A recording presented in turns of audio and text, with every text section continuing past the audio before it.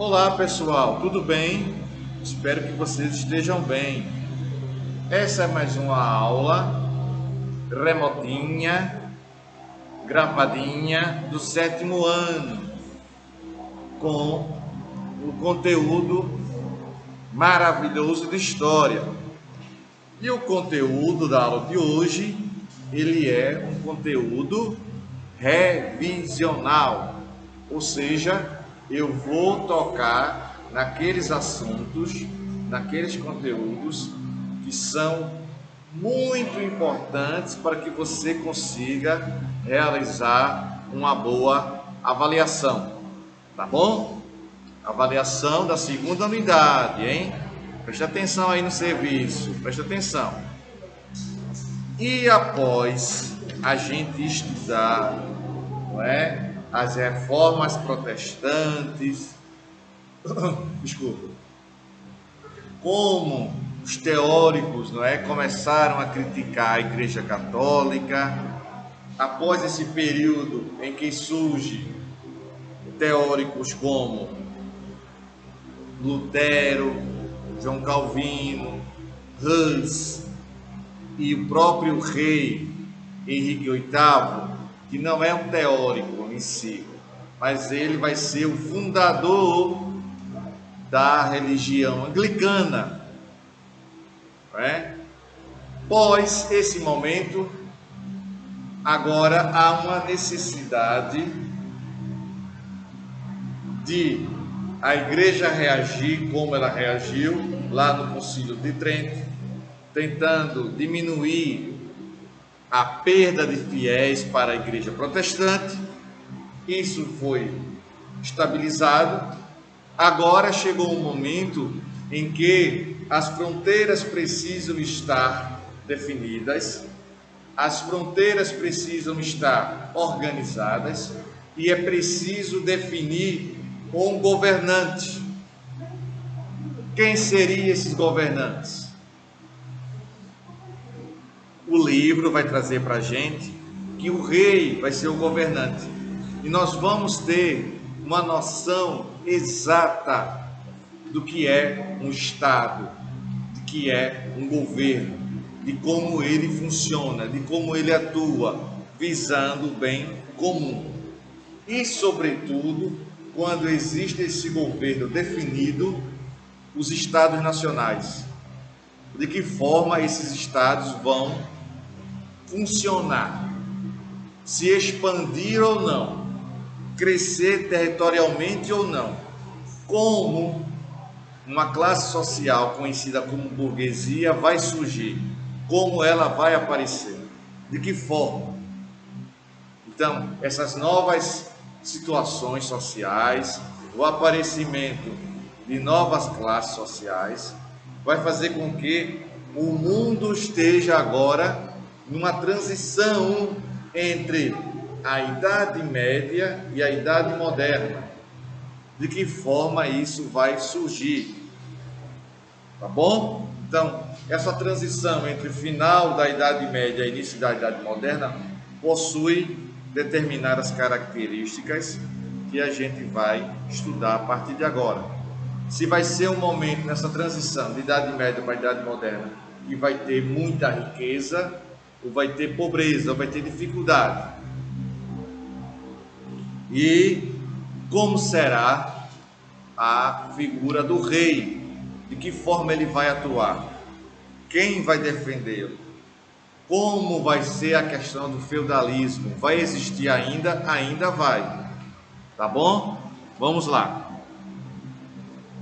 Na página 124 do nosso livrinho abençoado, nós temos o quadro geral anterior à formação dos Estados nacionais, ou seja, antecedente à formação desses Estados. Eu vou falar especificamente daqueles pontos que eu considero colaboradores, ajudadores no seu entendimento do que foi esse conteúdo e também em relação aquilo que você pode vivenciar, pode encontrar isso na prova da segunda unidade da nossa escola, tá bom? O que é que temos? 124. Então, eu não vou abordar tudo de forma detalhada como eu faço anteriormente. Agora vai ser umas pinceladas naquilo que vai, aliás, que poderá cair lá na prova. Fique atento e atenta aí. O processo de formação dos Estados nacionais está diretamente ligado às transformações sociais, políticas e econômicas do mundo moderno da história. Durante a fase medieval, mais precisamente a partir do século V, não é? A Europa vivia um período de estagnação econômica e descentralização. O governo estava descentralizado, subdividido com várias pessoas. Em outras palavras, havia fragmentação do poder. O rei perdia cada vez mais espaço e importância. Enquanto isso, a nobreza, na figura do senhor feudal e dos cavaleiros, se fortalecia cada vez mais.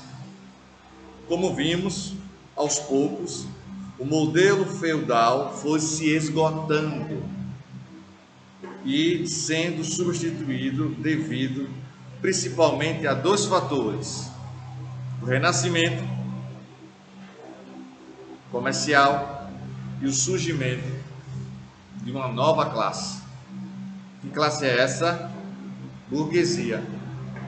Eu me lembro bem quando eu falei há pouco tempo atrás desse conteúdo, eu expliquei e falei o seguinte: preste atenção que a partir de agora nós iremos falar muito, mas muito mesmo, do que foi, do que será e qual foi a verdadeira importância da burguesia.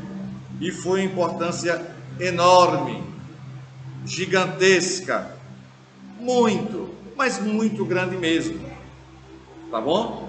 Preste atenção, porque essa burguesia agora vai aparecer constantemente e você precisa ficar atento a isso, começando a fazer uma relação entre os conteúdos, não é? Linkar, pronto, o link, puxando o link de ligação entre a burguesia e todos os conteúdos a partir de agora, que serão refletidos lá quando você chegar ao 8º ano, tá bom? Diz assim, 125, que foi a burguesia, essa classe social tão importante. A burguesia fez com que as cidades crescessem e se urbanizassem. Assim, passou a rivalizar com a nobreza. E foi justamente essa disputa entre nobres e burgueses que levou ao surgimento dos Estados nacionais. Tá bom? Pronto, tá bom? Vamos evoluindo aí. Aqui no nosso livrinho aparece esses mapas para vocês. Eu estou aqui demonstrando. E ao mesmo tempo tem uma linha demarcando aqui esse mapa. Está falando aqui da formação de um império, o Império Germânico, que lá no século XIX vai dar origem à Alemanha. Então, tem-se aqui uma característica que vai ser importante para a gente entender somente no século XIX, apesar de estarmos aqui nessa transição entre Idade Média e Idade Moderna. O que eu quero dizer com isso? Que vai aparecer aqui os primeiros estados nacionais. Aqui, ó, está em coloração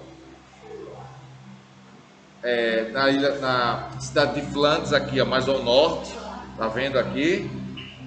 Então, a coloração avermelhada aqui e um território aqui em azul também, o Reino de Borgonha.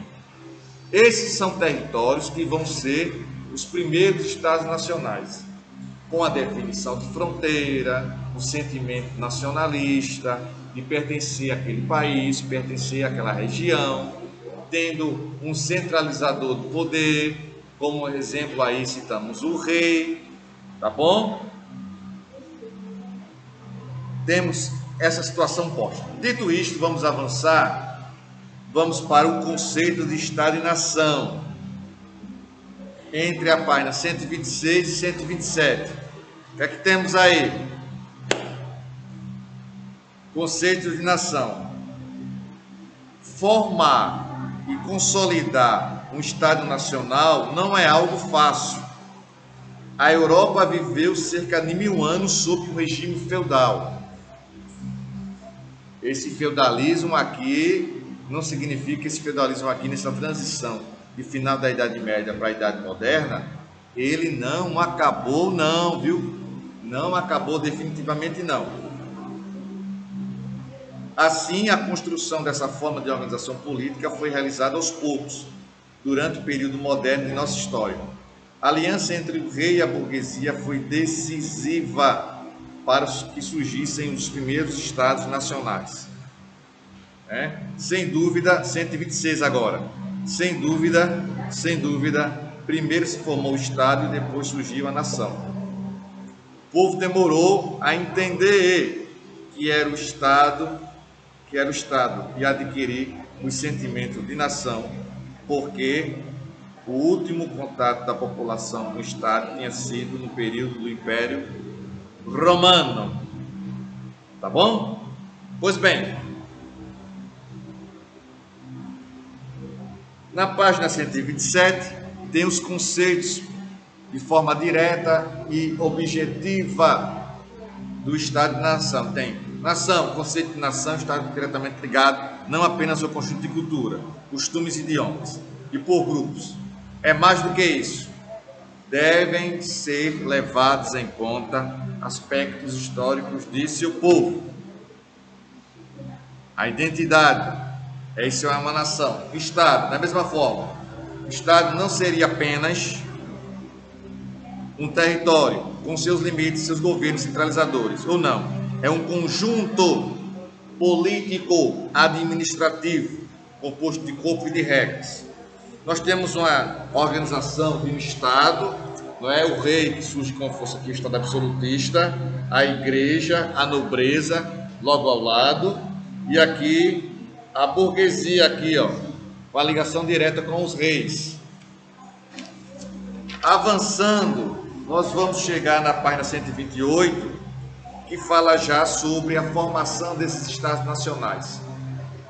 Temos que lembrar que um dos primeiros Estados nacionais a serem formados foi isso, Inglaterra e França, não é? Só para antecipar um pouquinho. Vamos agora conhecer, entre a página 128 e 129, os principais motivos que levaram à formação desses estados. As mudanças de cunho econômico causadas pelo renascimento comercial na sociedade, o rei lucrou com os impostos cobrados aos burgueses e isso ajudou a financiar a organização de um governo e a formação de um Estado nacional. A aliança com a Igreja Católica, que era dona das grandes extensões de terras para os reis, o sistema feudal atrapalhava suas intenções, e como os integrantes do clero também eram senhores feudais, ou seja, os representantes da igreja possuíam essa importância, não é? Sendo chamado também, né, vamos dizer assim, os representantes do clero e senhores feudais. O outro aspecto da página 129, sobre os motivos que levaram à formação do Estado, é o quê? Isso, muito bem, o surgimento da classe burguesa e a consolidação de suas relações comerciais. Aquelas relações comerciais agora passam a ser consolidadas, concretizadas, enraizadas, tá bom? A burguesia entendia pagar impostos e tributos para atravessar os feudos tornava o comércio bastante caro. E a verdade acontecia isso. Para o deslocamento de uma mercadoria para outra região, tinha que se pagar impostos, não é? Tinha que se pagar impostos. Um outro aspecto fala sobre a crise dos servos, que cada vez mais reagiam contra a situação de miséria e fome que viviam. Os servos não estavam aguentando mais aquela situação difícil economicamente. Passavam fome, muita fome, né? Principalmente durante o período feudal. Fez com que os nobres entendessem que só com um governo centralizado poderiam reagir contra esses conflitos sociais. E o livro apresenta para a gente a formação diferenciada da monarquia portuguesa e da monarquia espanhola. Por que diferenciada? Porque eles vão ser unificados de forma precoce, devido também à junção de reinos. Um reino se aliou ao outro, ou um reino entrou em conflito com o outro, e o reino perdedor, ele passou a fazer parte daquele reino vencedor. É assim que funcionava, tá bom? Diz assim, ó, página 130. Como aliança formada entre a burguesia e o rei e os reis, e em várias partes da Europa, além do apoio da própria Igreja Católica, cada estado passou a se organizar de acordo com suas características. Além disso, várias concepções filosóficas ajudaram a elaborar teorias para definir o novo tipo de governo. No absolutismo, o rei teria poderes incontestáveis e a Igreja Católica teria participação direta na organização política, como no caso de Portugal, Espanha, Inglaterra e França. Não é? A formação do território português e a formação do território espanhol tem a ver com a invasão e o expansionismo árabe nessa região da Europa, na chamada, isso, muito bem, Península Ibérica. Todas as vezes que alguém citar o nome Península Ibérica, está fazendo referência a Portugal e a Espanha. Nunca esqueçam disso. Tá bom? Embora tenham conseguido controlar boa parte do Oriente Médio e o norte da África, não dominaram grandes extensões de terras na Europa, mas ocuparam quase toda a Península Ibérica, formada pelos atuais Portugal e Espanha. Aqui no mapa, tá vendo? Nós temos uma visualização dos limites que compunham o condado portucalense em verde aqui, que vai dar origem ao território português. Perfeito aí? Havendo aqui, ocorrendo a chamada Guerra de Reconquista. Por que Guerra de Reconquista? Porque os árabes, ou também chamados de mouros, foram expulsos dessa região. Tá bom? Da região mais ao sul. Com isso, a Guerra de Reconquista libertou a Península Ibérica na página 130, da dominação dos mouros. Os cristãos conseguiram expulsar os árabes definitivamente no século XV.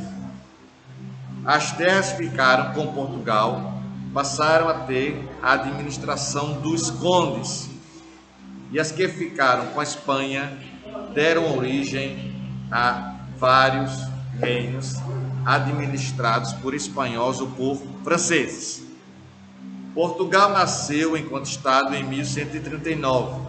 Antes disso, após a Guerra da Reconquista, o rei Afonso VI doou o condado portucalense para o nobre francês Henrique de Borgonha. Seu filho Afonso Henrique lutou para buscar a independência desse condado, conseguindo transformá-lo em reino. Isso estou falando na página 131. Na página 131 ainda tem um subtítulo: Formação das monarquias inglesa e francesa. Não é? O processo de formação da monarquia inglesa teve relação direta com a unificação francesa, principalmente com a Guerra de 100 Anos. Aí você se pergunta: professor, me ajude aí, diz aí o que significa a Guerra dos 100 Anos. Muito bem, isso mesmo, viu? Acertou. Você perguntou e acertou, que maravilha. Guerra dos 100 Anos é aquele conflito que durou mais de 100 anos, na verdade 116. Vale destacar que não foram 116 anos de conflito ininterrupto, não. Teve momento que o conflito foi paralisado. Houve o chamado cessar-fogo. Não é verdade? E foi um conflito entre França e Inglaterra. Aí nesse conflito vai aparecer a figura de quem? Isso, de Joana d'Arc. Pois bem, prosseguindo, na página 132 nós temos aqui as duas câmaras dentro do governo inglês, a Câmara dos Lordes e a Câmara dos Comuns. A Câmara dos Lordes representava a nobreza inglesa, que tinha mais acesso aos direitos políticos. A nobreza, a Câmara dos Lordes. A Câmara dos Comuns era a Câmara formada por integrantes da nobreza que não tinham muita expressão social, eram mais humildes, né? Socialmente não tinham tanto poder assim. E vai surgir também nesse momento, como eu já ressaltei, a figura da camponesa que liderou o levante francês contra as tropas inglesas, que foi Joana d'Arc. A formação, ela colaborou muito para a formação do Estado monárquico na França. Tá bom? Pois bem, vai surgir com isso as teorias absolutistas, o absolutismo, a figura de Maquiavel, de Jean Bodin, Thomas Hobbes, Jacques Rousseau. Então nós temos esses teóricos absolutistas escrevendo sobre o absolutismo e como cada governante deveria agir. Tá bom? Espero que vocês tenham entendido essa revisão, compreendido. Um forte abraço a todos. Fiquem em paz, se cuidem. Tchau para vocês, pessoal. Até a próxima aula.